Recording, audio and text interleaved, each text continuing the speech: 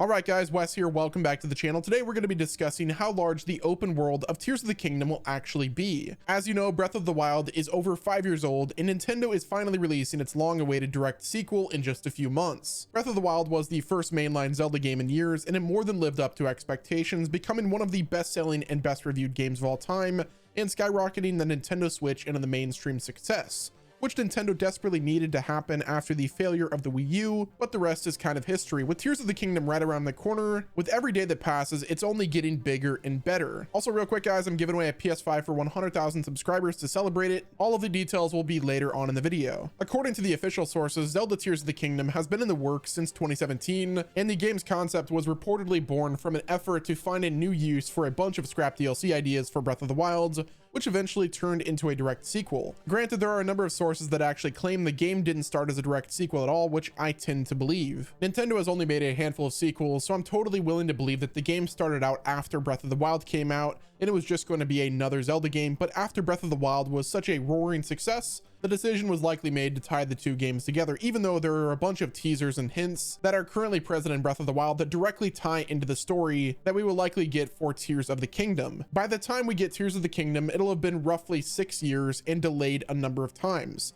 It was originally announced in 2019 and obviously needed a ton of extra time, especially after the world shut down and work slowed down dramatically. But the wait is finally coming to an end, and it's extremely unlikely that the game gets delayed again, so hopefully it all ends up being worth the time we waited, and I'm sure it will be. So being a direct sequel to Breath of the Wild, a number of things are naturally going to carry over. The art style is coming back, and the story is going to pick up where things left off. So Breath of the Wild will more or less be required reading before you start this one, which will be a little strange for a Zelda game, but I'm here for it. Now, from the trailer, it's confirmed that a number of the enemies are going to return, likely thanks to the world being shared and as a way to kind of create synergy between the two titles, which makes total sense. It is a direct sequel after all. The trailer showcased that once again we will be climbing to tall areas and using that as a vantage point to discover the open world, similar to how the gameplay loop of Breath of the Wild was. But once we get on top of those sky islands, just how big is the open world going to be? Zelda Breath of the Wild had a game world approximately 23.5 square miles, but a number of inside sources are claiming that Tears of the Kingdom is going to be even bigger, possibly even double the size, thanks to the inclusion of the floating islands. There are actually conflicting estimates on just how big Breath of the Wild's map was, with some saying it was as big as 31 square miles, but no matter who you ask, it was a really big game, and it's safe to assume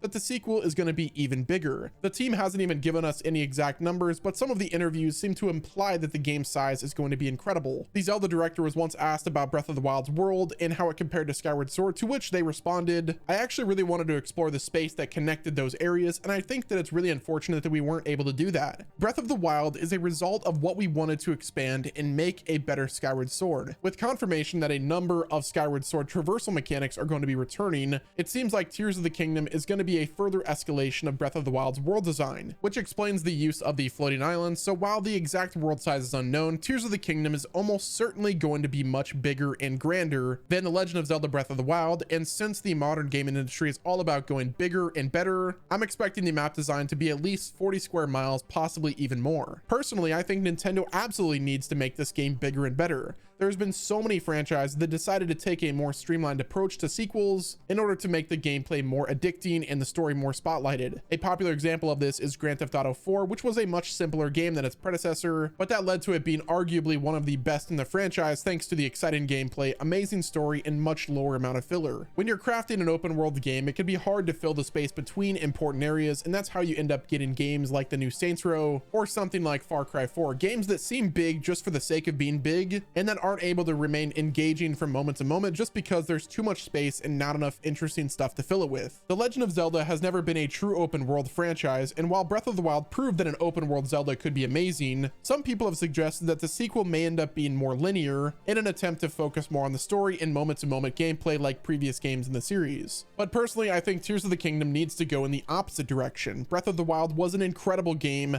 and that kind of gameplay loop is what people expect from a direct sequel. On top of that, there have been a number of other Zelda games re-released over the last few years, like Link's Awakening and the recent release of Skyward Sword HD. If people want a non-open world Zelda game on the Switch, there are a number of options, but if you're someone looking to play a follow-up to Breath of the Wild, you're naturally going to want something bigger and better that expands upon all of that game's mechanics. Put simply, you can't evolve upon Breath of the Wild without making it bigger and better, and I think Nintendo knows that. So don't expect Tears of the Kingdom to be more of a traditional Zelda game. game. Instead, expect it to be a true evolution of Breath of the Wild, which means a much larger map and even deeper mechanics. Speaking of Breath of the Wild and previous Zelda games in general, I'm really hoping a number of features are either improved upon or just introduced from the last game. Zelda Breath of the Wild was criticized a bit for its weapon degradation system, and while I know that was a part of the developer's vision, it did get a bit frustrating to have your momentum just shut down by a sword breaking for the 10th time. But on the topic of weapon degradation, I'm really hoping we get some kind of weapon crafting system, especially if the degradation system is going to be kept roughly the same as before. If the Master Sword is truly broken, we would want to repair it, right? Which this would be a great opportunity to introduce some kind of real weapon crafting system that encourages exploration and rewards us for being involved with the map and learning how different items interact with each other. I know a lot of gamers are tired of open world games with crafting systems, but I think if done well, Nintendo could beat the overexposure issue and really enhance the experience. I'm also really hoping that the enemy variety is improved upon with Breath of the Wild, because if there is just one criticism that just about everyone can agree upon, it was the enemy variety. Hostile NPCs were rather repetitive in the last game, and even though it wasn't a huge detriment to the experience, the sequel would greatly benefit from giving us a wider variety of creatures to fight. Games like Elden Ring and The Witcher 3 showed just how amazing an open world game could be when the enemies are varied and require different strategies to take down. The simplistic enemy variety of Breath of the Wild was likely done to keep the gameplay streamlined and more about exploration than the combat, but I see no reason why the sequel shouldn't expand upon that. The divine beasts were also a massive part of Breath of the Wild, as well as the shrines, and while they weren't really compared to the classic Zelda games, Breath of the Wild was nearly a perfect modernization of old school design, but I'm really hoping that Tears of the Kingdom takes more of an old school approach. Classic Zelda games had a really neat gameplay philosophy, especially with the dungeons, and since there is going to be a sequel, I would imagine the dungeon design is going to be more or less similar, but I'm really hoping the changes are going to be made in a more old school direction. We know that shrines are likely not going to be a part of the experience because they're not present on any of the game world that we've seen. Granted, the Sky Islands could be the new form of shrines. We will have to wait and see, but either way, I really hope we get to see a return of classic dungeons. And now that we're going to be going underground with Tears of the Kingdom, it's got me so excited for classic dungeons to return. Now, in addition to that, I'm really hoping we get to play as Zelda. The early trailers made it seem like Zelda is going to play a much more active part in the story than the previous game, and hopefully that means we get to control her. I think there's a lot of really cool ways that a more old school design philosophy could play into character specific traits and abilities, like how certain dungeons can be completed as certain characters, or maybe Link and Zelda have to work together to complete certain challenges. With Zelda seemingly having a more active role in this adventure this time around, I'm hoping that also means that we get to play as her, and that way Nintendo could incorporate all the things unique about her into the challenges and dungeons. While we patiently sit back and wait for a new trailer or a Nintendo Direct, it's hard to not go back and watch the existing trailers over and over again. But why not? Nintendo is known for hiding tons of little details in the trailers to kind of hold people over while they work on their next one, and there are a ton of little details from the September 2022 trailer that a lot of people aren't talking about. For example, did you notice that there was at least one dungeon floating in the sky? Did you notice that there was malice spewing out of Death Mountain? And perhaps most importantly, did you notice the amber relics that may actually be titular Tears of the Kingdom? At one point in the trailer, we see them being surrounded by 7 strange floating shapes. A lot of people think those are the 7 sages. It leaves a lot of questions unanswered and theories for us to craft. But if you're itching for new Zelda material, just go back and watch the trailers and pause them every few seconds, because you will find something new to think about and analyze. Overall, Tears of the Kingdom looks absolutely amazing. Nintendo rarely puts out something of this size without working on it for a long time, and I seriously doubt that they're going to put out a Breath of the Wild sequel without being absolutely confident in its quality. Nintendo just knows how high the stakes are for a sequel, especially to one of the most beloved and acclaimed games of all time, and with how many times it's been both delayed publicly and behind the scenes, I'm honestly really confident in my pre-order. As long as this isn't a Cyberpunk situation, which I don't think it's going to be, this will likely be 2023's game of the year, but only time will tell if we will have the same kind of ongoing success as Breath of the Wild will. But regardless, I'm super excited and I cannot wait to see more of it. Hopefully we get to see a Nintendo Direct within the next month or two. But yeah, guys, that is going to wrap it up with this video. Be sure to enter the 100,000 subscriber PS5 giveaway. The details are in the pinned comment. Don't forget to like the video, subscribe to the channel with your notifications turned on, and until next time, this has been Wes, and I will talk to you guys in the next video.